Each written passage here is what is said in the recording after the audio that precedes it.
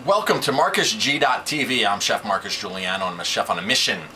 Today's mission is business. 50mistakes.com is my website is a cyber coaching tool for a ton of restaurants worldwide. I get tons of emails on that. It's 50mistakes.com. This video is about picking a consultant, a business consultant, a restaurant consultant specifically, but it goes for any kind of business that you pick a consultant for.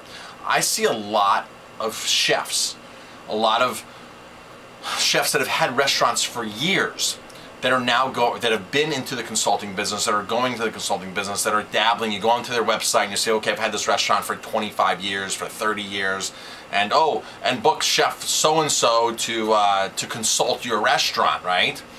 So you have to be very, very careful when you pick a consultant. My typical thing I see with chefs that have had restaurants for 15, 20, 30 years plus, these are the chefs that really aren't making money in their own restaurant anymore, and they're trying to expand and do other things. They think that because they've done something for so long that they can teach it. Now, if you can think of all the advancements, all the technologies that we've gotten in the last 15, 10, even 5 years, even the last 3 years, even the last 2 months when you talk about social media platforms and the way that searches are saved and organic searches and things like that and things the way you want to tag things. There's been so many changes literally in the last 10 years, the biggest cultural shift ever, how we communicate to guests, the way we market, the way we track things, the programs that we have, guest expectations, the culture of people just dining now, what people want.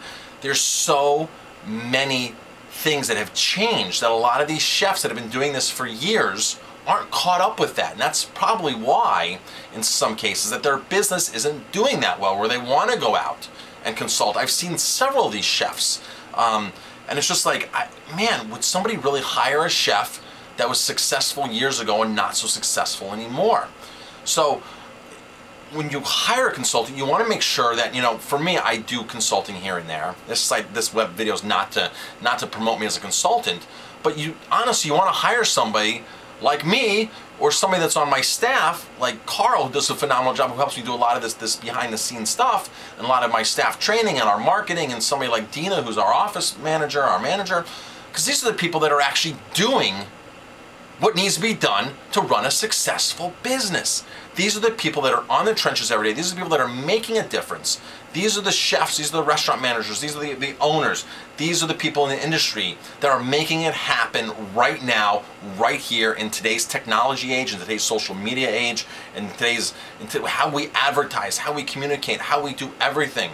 These are the people that you want. You don't want somebody who is having a failing restaurant, a restaurant that's not doing so good anymore, that's trying to pick up some side business, okay? You want somebody who got a restaurant, who started with nothing, who wasn't handed a restaurant, who wasn't handed a trust fund, who wasn't given all this money.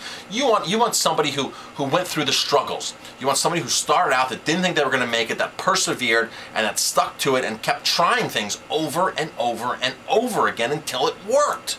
Okay, you don't want somebody who just said, oh, this restaurant didn't work, let me walk away from this restaurant and start another restaurant and get more people's money, or I have more money to do this, or somebody who just, had a couple $1 million or even $500,000, say, hey, I'm just going to open a restaurant and do something with it, okay?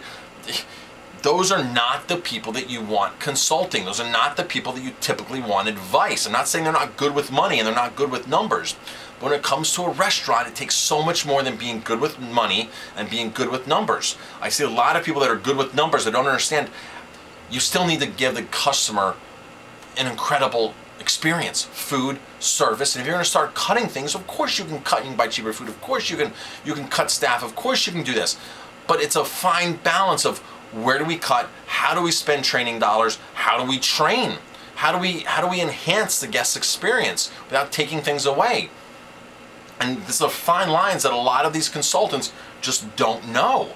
Or a lot of these restaurant owners, a lot of these business owners that started with money that haven't had to suffer. You want somebody who has suffered. You want somebody who has trial and error. You want somebody who's been in a worse situation than you, that has brought themselves out of that situation.